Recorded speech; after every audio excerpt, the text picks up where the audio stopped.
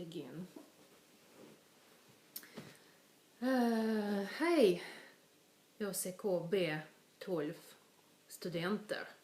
Så denna inspelning kommer att handla om populärkultur i forna Jugoslavien. På vår kursplattform ni har redan sett en del av material om jugonostalgi, om titelnostalgi.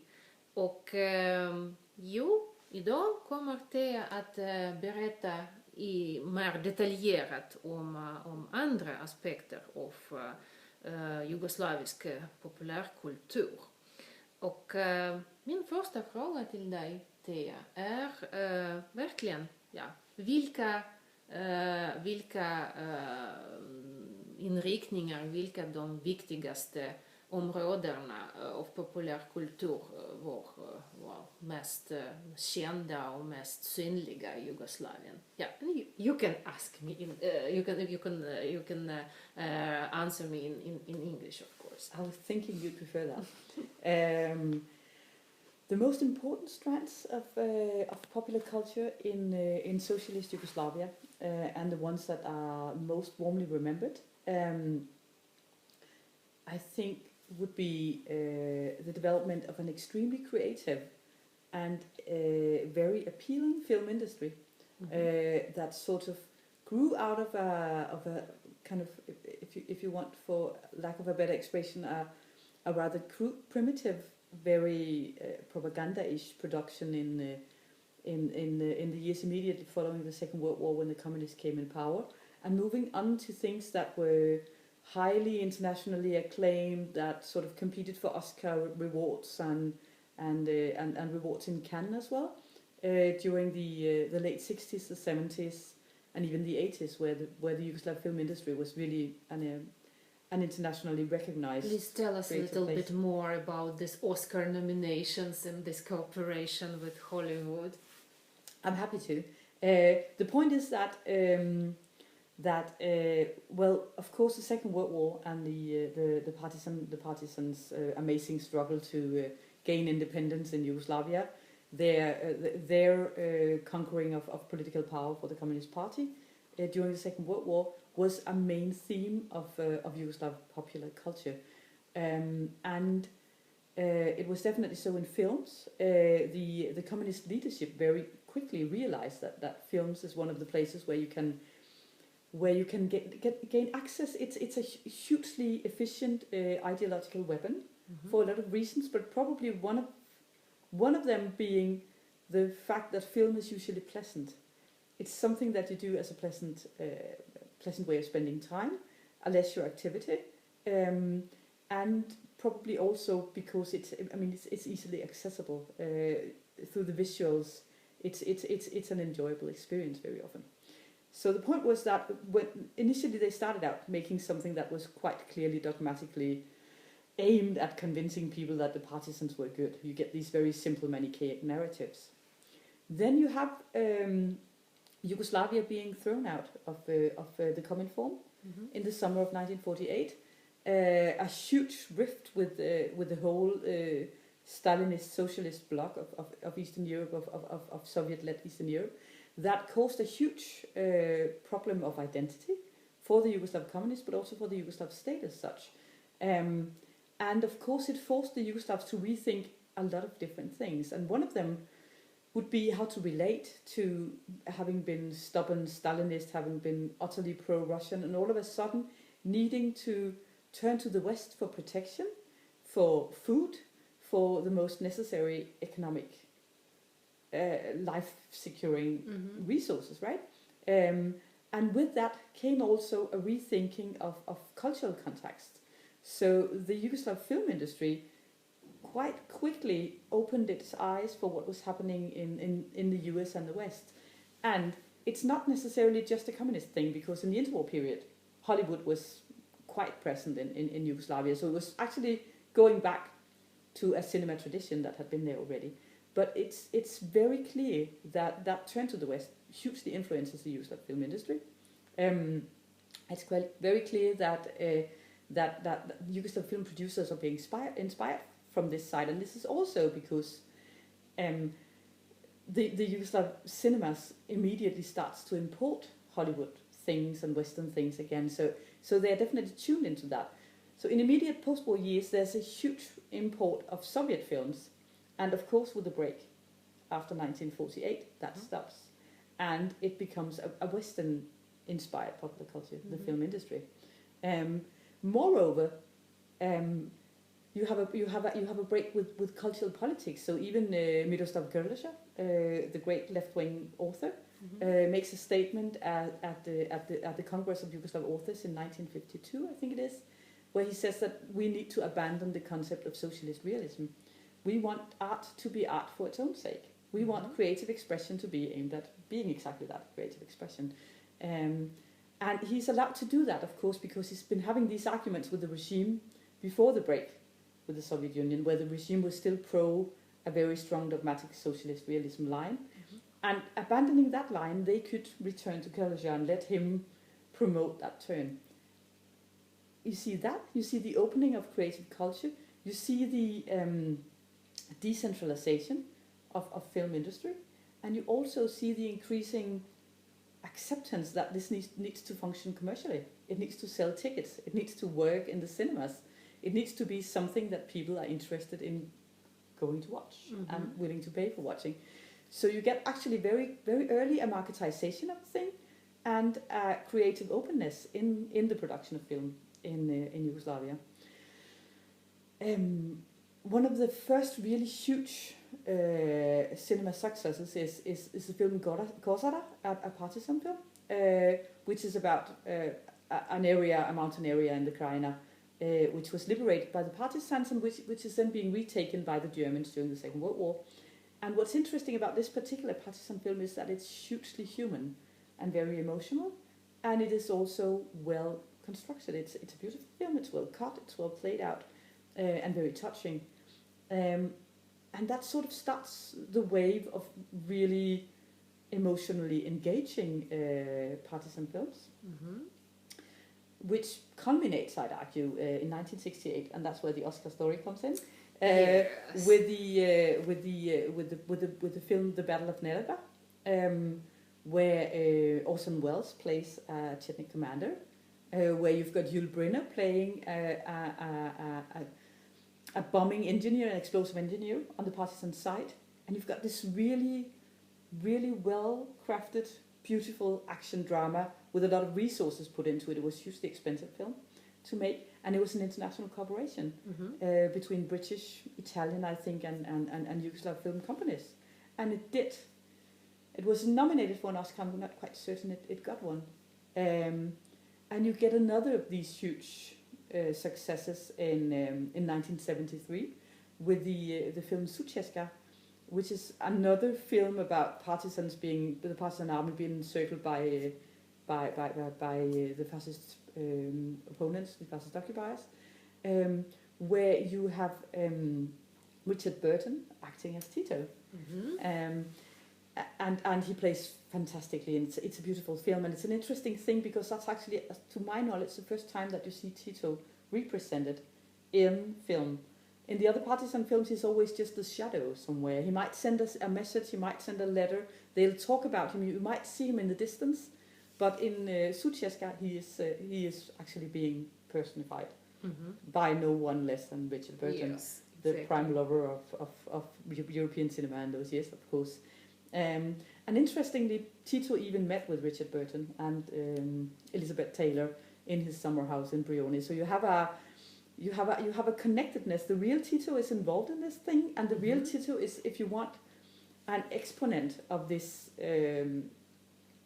international Hollywood jet set, but also the pleasure of life, the connectedness, the grand stars, the stardom, even celebrity communism, if you want. But Tito nostalgia then has solid roots, indeed. This was something that Tito himself, so to speak, invested into by means of creating this mediation, so to speak, by means of this pop cultural production even at that time. Oh, indeed, indeed. And there's an interesting combination here because Tito is also, as a person himself, I'd argue, moving from being an image of an amazing war hero, the worried father of the nation who sort of tries to win this war. He moves to become the aging homme fatale, if you want. He's a man with a sort of he's known for enjoying life, for an exquisite lifestyle, for handsome clothing. He's got his own yacht. He's got his own motorboat. He even takes Ho Chi Minh riding in his motorboat once. So you have him becoming the exponent of a Yugoslav kind of communism, which is associated with the pleasures of life, the pleasure of good food, the pleasure of beach and a happy lifestyle. So but still ideological dedication was not abandoned. So he was still dedicated communism despite all this quite consumerist inclinations. Absolutely. And the point is that the Yugoslav economy is increasingly based on market factors, but not completely. So there's always the important industry, the essential industries are always supported, but a lot of consumer goods are regulated and produced according to market systems. So you have the Yugoslav consumer has the possibility to buy whatever he wants, and if he does not, which is another important thing about Yugoslavia, he can take his tiny car and go to Trieste because the borders are open. From the mid-60s, the borders are open, and that allows any Yugoslav to purchase basically what they wish and want for the pleasures of life. And with these pleasures of life comes also cultural consumption of music, and this is something that was really great in Yugoslavia at the time, like musical trends, and rock and roll was not prohibited and was not persecuted as it was in the Soviet Union, as we know. So please tell a little bit more about this. Indeed, and quite the opposite, actually. You're perfectly right. And it was a political decision from the side of the top of the Communist Party. People say it was Tito and Kardelj agreeing that it would serve the regime better to allow people to enjoy rock and roll if they wanted. So they're actually supporting a Yugoslav rock and roll scene. And you might argue they had to do that because given that the borders were open, people could just import whatever they wanted. So it would have been impossible to prevent people from access to rock and roll. So rather, the Yugoslav regime actually promoted Yugoslav rock and roll, thinking that would probably make them more popular. And it had interesting side effects because usually we think of rock and roll as the music of protest, the music of social opposition. But in the Yugoslav case, you actually have rock and roll bands that are utterly supportive of the regime. A group like Bijelo Dugme, which is famous for on its record, Bijelo Dugme actually having published a version of the Yugoslav national anthem, Hey Sloveni, which they then play with electric guitars and things, and then they have a children's choir to sing the song, which is quite a statement. And they make a number of other statements. So during the late 80s, when nationalism was becoming increasingly a problematic factor in socialist Yugoslavia, Bijelo Dugme and especially the front singer Goran Bregovic was speaking out very loudly against nationalism and for Yugoslavism. This is not the whole story, of course. You've got lots of, especially in the 1980s, rock and roll bands that are truly challenging the regime in all sorts of ways. A band like Laibach, the Slovenian punk rock band, which is obviously sort of flirting with Nazism, fascism, symbolism. They are certainly challenging the regime. Or another band like Zabranjeno Pušenje, which makes a mocking song about the National Day, the Dan Republike, which they then sort of describe in the frameworks of a Yugoslav state that's not living up to its obligations. So the heating doesn't work in the building blocks, and you cannot really realize your dreams, and everyone wants to go abroad as a guest worker. Still, they can distribute this song. They can broadcast it in 1987, which tells us a lot about how if you want the coexistence of popular culture and a monolithic one-party regime worked as a subtle balance between the two things. And why? Why does it work? Oh. That's a fantastic question. I mean, I think you put your finger on half of it a moment ago when you said, but they never quite agreed to give up the ideological dedication. So it's never a question whether Yugoslavia is going to be a one-party communist state. And you might argue that actually it might have been a question inside the party in the late 60s, which is the moment where you see the strongest liberal turns inside the party.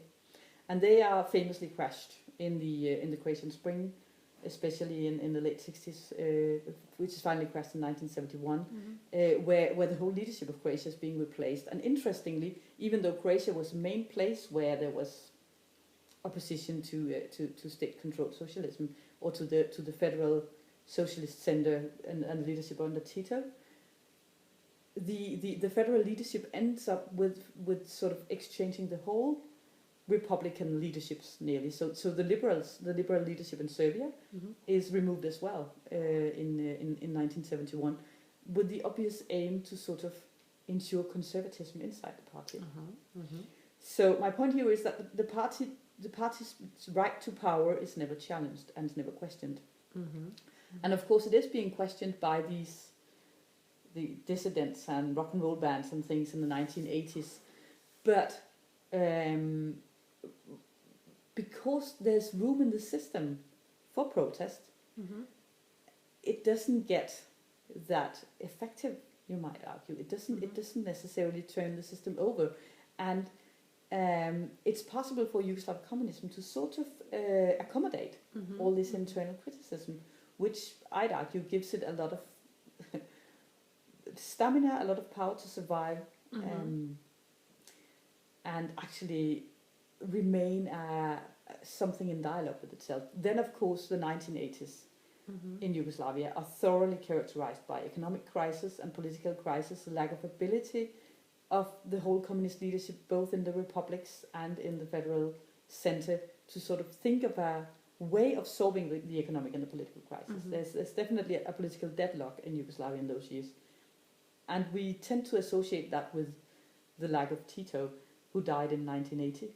But it could also be ascribed to the fact that the political system is actually created to be inefficient. So the political leaderships in the republics can actually block the processes that the federal leadership might want. So you don't have a strong central power to sort of force the Republican leaderships to cooperate. So this flexibility of the system somehow was also reflected in this popular cultural outlook and popular cultural trends. Somehow Certainly, we can trace and read these developments from popular culture as well. Oh, we definitely can. This is an And interesting. I'll argue moreover that you can also see the federalization in popular culture, because pop culture producers, musicians, filmmakers, creative artists, even authors, tend to decide. I mean, they can negotiate. So if you cannot have something broadcast or published or made public in one republic, you can sometimes do it in another one. So you can negotiate that thing. And there's of course a difference between the Yugoslav republics. So Croatia is notoriously silent and with a strong censorship, whereas Serbia in these years and Vojvodina and Slovenia are supposed to be rather more liberal, especially in the 1980s. So there's that thing taking place as well. And then there's the interesting thing about self-censorship, which is actually a lot of the censorship lies in the production companies. So when the rock and roll bands are challenging what is presumably politically acceptable, they are being stopped by their publishing companies rather than by a party agent. Yeah, top down. Yes, and this is an exciting thing. Something that also connects to the developments in the Soviet Union, by the way. But this is a completely different story. And I think that, it would be very interesting for you to trace probably some songs, some films or film cuts in the YouTube. So hopefully we will provide you with some links and some interesting titles, so you will be able to watch and hear yourself and appreciate, hopefully, this production. So, thank you very much, Thea. Yes. Thank you, Luna. Yeah.